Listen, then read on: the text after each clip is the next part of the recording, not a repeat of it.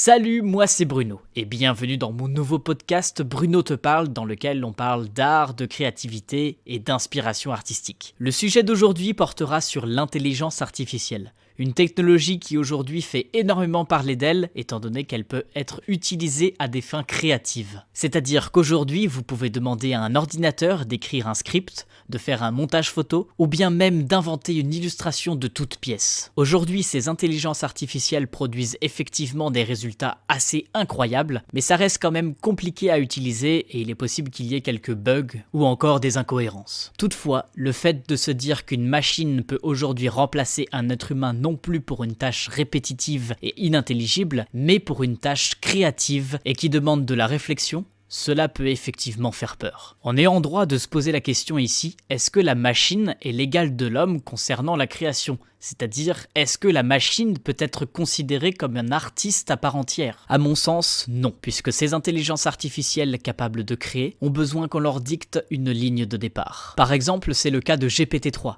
Une intelligence artificielle qui fonctionne par l'écrit. Elle pourra répondre à vos questions, écrire des textes, mais elle aura besoin d'une ligne de départ, une phrase écrite de votre main pour lui poser une question ou bien lui donner un thème. Et c'est le même cas de figure concernant les intelligences artificielles de l'image. La plus connue d'entre elles est DALL-E, D-A-2-L-E, qui se prononce donc à l'anglaise Dali, en référence au célèbre peintre surréaliste Salvador Dali. Cette intelligence artificielle crée donc une image à partir d'une phrase que vous lui écrivez à base de mots-clés. Ces mots-clés vont au-delà de la description de ce que vous souhaitez. C'est-à-dire que si vous souhaitez une image ressemblant à une peinture, vous pouvez ajouter le terme painting effect. Si vous souhaitez une peinture dans le style de Salvador Dali, vous pouvez rajouter in the Salvador Dali style, ou bien faire mention du surréalisme. Vous voyez donc que l'intelligence artificielle suit un script, mais que c'est bien l'être humain qui lui en donne ses instructions. D'ailleurs, justement, au sein de cette communauté de personnes utilisant cet outil DALL-E, les scripts sont très recherchés et très défendu. C'est-à-dire que l'outil est le même pour tout le monde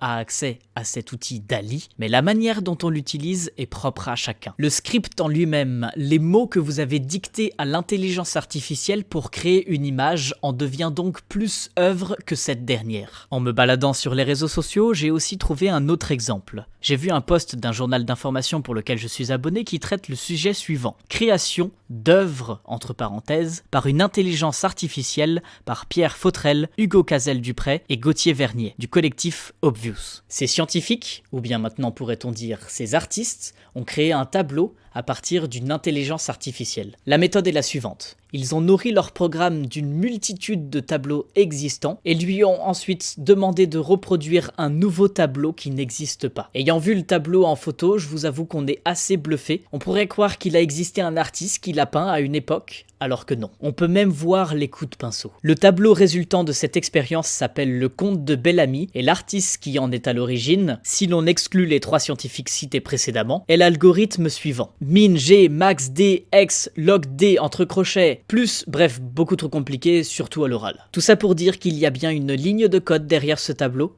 ainsi que 3 personnes pour l'imaginer et l'écrire. Et ils n'y sont pas allés de leur premier essai. L'algorithme a d'abord généré 50 premiers tableaux, 11 ont été sélectionnés, et un dernier a été résultant de toutes ces expériences. Ça prend donc du temps. Mais cette histoire a eu son article dans le journal non pas par sa prouesse technologique, mais par le fait que ce tableau a été vendu aux enchères à Christie's. L'enchère de départ était à 10 000 € et il est monté jusqu'à 432 500 €. Ou bien dollars en fait, je sais plus trop. Je vous avouerai que ma première réaction a été de la jalousie.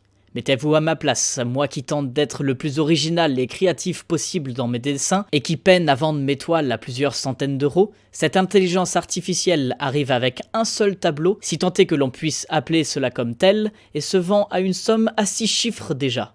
Vas-y, ça me saoule. Toutefois, si on y réfléchit, c'est tout de même une prouesse. C'était la première fois qu'un ordinateur arrivait à créer de toute pièce une image. Je ne saurais pas dire si c'est de l'art ou si ça ne l'est pas. Par contre, ce que je peux vous dire, c'est que c'est original, puisque c'était la première fois. Ce qui est original, effectivement, on peut le comprendre que ça ait son succès. Mais cette œuvre, est-elle vraiment une œuvre ? Peut-on la considérer comme de l'art ? Est-ce que cette intelligence artificielle est dotée d'une pensée propre, de sentiments, d'émotions. Car après tout, à mon sens, l'art, c'est une grande part d'émotion de la part de l'artiste au moment de la création de son œuvre, ainsi que de la part du spectateur lors de son regard, de sa critique. Mais si un ordinateur peut faire en quelque sorte la même chose qu'un peintre, le sens de l'œuvre perd justement tout son sens et son intérêt. De plus, Richard Lloyd, commissaire d'exposition de Christie's, surenchérit en disant « Obvious a limité l'intervention humaine au minimum, offrant ainsi la forme la plus pure de la créativité exprimée par la machine. » Quant à Pierre Fautrel, l'un des 3 hommes à l'origine du projet, dit dans Paris Match « Le programme n'a aucun désir propre. On lui a juste demandé « Fais un portrait ». Est-ce que ce tableau peut-il être considéré comme de l'art ? Je vous avoue que ce podcast n'est pas forcément là pour répondre à des questions, mais plus pour ouvrir à la réflexion. Et d'ailleurs, justement, j'attends la vôtre en commentaire. Une autre question me trotte aussi dans la tête. Une fois l'œuvre vendue, à qui revient l'argent de cette vente ? L'intelligence artificielle n'en a, je pense, que faire de l'argent, et les 3 créateurs n'en sont pas pour autant les auteurs. Du moins, c'est ce qu'ils disent eux-mêmes dans cette interview, en voulant réduire au plus possible l'intervention de l'homme,